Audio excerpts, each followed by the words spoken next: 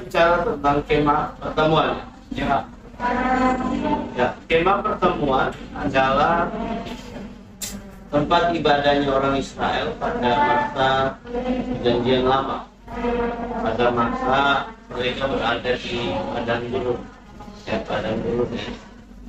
Padang gurun itu masa yang cukup sulit ya. Karena ke kanan kamu lihat gurun, ke kiri juga kamu lihat gurun, depan lihat padang gurun, ke belakang lihat padang gurun. Itu menggambarkan situasi yang sulit, situasi yang tidak mengenakan, situasi di mana kamu nggak bisa melihat harapan, orang nggak bisa melihat kemana tujuan dia akan capai. Dia hanya bisa berjalan karena di padang gurun itu bahayanya adalah kalau malam terlalu dingin, siang terlalu panas. Kalau kita mengalami panas di Jakarta ini ya biasa-biasa saja. Tapi panasnya padang gurun itu adalah panas ekstrim. Di mana kalau dia sampai pada titik didih yang tertinggi itu lebih dari 40 derajat. Nah, di situ rasain aja. Makanya hewan-hewan di padang gurun itu pun didesain oleh Tuhan punya daya tampung air yang besar. Contoh, unta itu bisa nampung air begitu banyak di punuknya. Kenapa? Dia harus berjalan melintasi padang gurun yang begitu lebar dan luas. Nah, Tuhan ternyata melengkapi unta itu dengan cara seperti itu. Nah, tetapi dalam perjalanan bangsa Israel dari Mesir menuju ke tanah Kanaan, hari ini Israel itu perjalanan yang tidak mudah. Bayangkan 40 tahun berputar-putar di padang gurun. Artinya 40 tahun berputar-putar dalam kesulitan. 40 tahun beredar di dalam keadaan yang membahayakan hidup mereka. Persoalannya sederhana, mereka itu sering kali memberontak, tidak mau dengar-dengaran, mereka itu tidak mau tunduk kepada kehendak. Nah, ternyata begini, Tuhan kadang-kadang mengizinkan kita itu melewati hari-hari dan masa-masa yang tidak enak dalam hidup. Abraham, anak sekolahan kayak saya, emang ada masa sulitnya. Ada masa di mana tidak enak, ada. Nah, tetapi di dalam semuanya itu Tuhan menyertai orang Israel. Tuhan membuat mereka keluar dari Mesir setelah 400 tahun diperbudak. Kemudian mereka juga menyeberangi laut. Laut itu terbelah dan mereka lewat di dalam laut. Bayangkan aja, laut kiri kanan, mereka jalan di tengah. Itu sesuatu yang luar biasa. Tuhan menunjukkan bahwa Tuhan itu menyayangi. Ketika mereka tidak punya makanan untuk makan daging, Tuhan kasih burung-burung puyuh datang. Mereka tangkap burung puyuh, mereka makan daging. Ketika tidak ada tanaman yang mereka bisa tanam, roti mana jatuh dari langit. Setiap pagi mereka ngumpulin. Untuk apa? Memasak. Kalau panas, Alkitab menulis bahwa kalau panas, Tuhan tutup matahari dengan awan. Makanya orang Israel itu mengenal namanya tiang awan dan tiang api. Pada malam hari itu karena terlalu dingin, Tuhan taruh api di langit supaya apa? Hangat. Tuhan itu menyayangi bangsa. Walaupun Tuhan harus menguji, Tuhan harus membuat mereka melewati padang gurun supaya mereka terlatih. Pelajaran yang kedua yang kita bisa ambil dari persoalan padang gurun dan kemah pertemuan adalah Tuhan sering melatih orang-orang yang dikasih. Jadi kalau kita dilatih, dididik, diajar, kita dibentuk, itu tolong jangan suka memberontak, jangan suka melawan, jangan suka mau menang sendiri, karena nanti lama proses.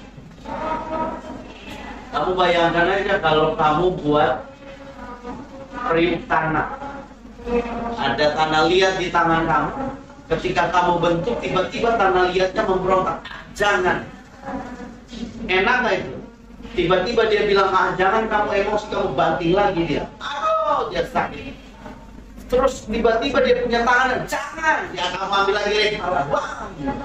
Jangan, bang, jangan, bang. Sampai aduh, oke.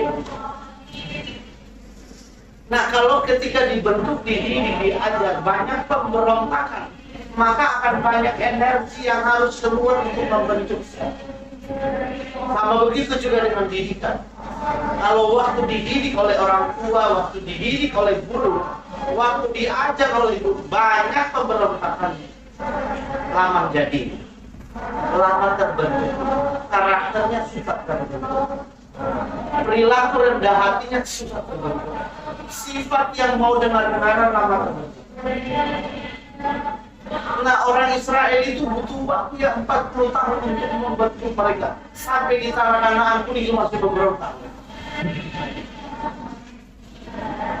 Nah, ini pelajaran penting bahwa dengan mendengar apa kehendak Tuhan, mendengar didikan, menuruti didikan, ajaran dan mau dilatih, itu akan mempermudah hidup kita menjadi apa yang baik.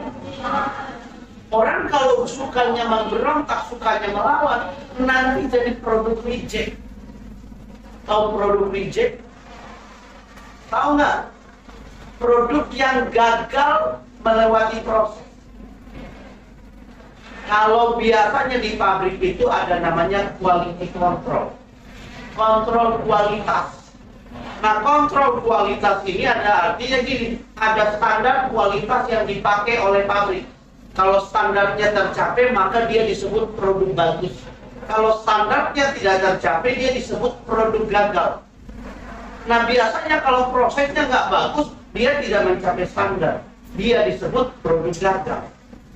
Nah, kalian kan tidak mau jadi produk gagal, benar? Ya, mau jadi produk yang memenuhi standar kan? Mau. Makanya berontaknya jangan banyak. Tunduknya harus. Dididiknya mau, dikasih tahu belajar, harus berpikir, harus bisa merenungkan dan menganalisa diri.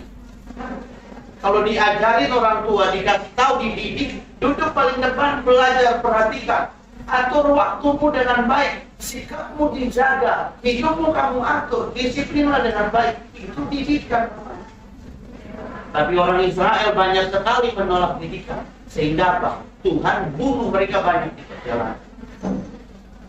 Tuhan membunuh banyak orang Israel di perjalanan. Kenapa? Karena pemberontakan.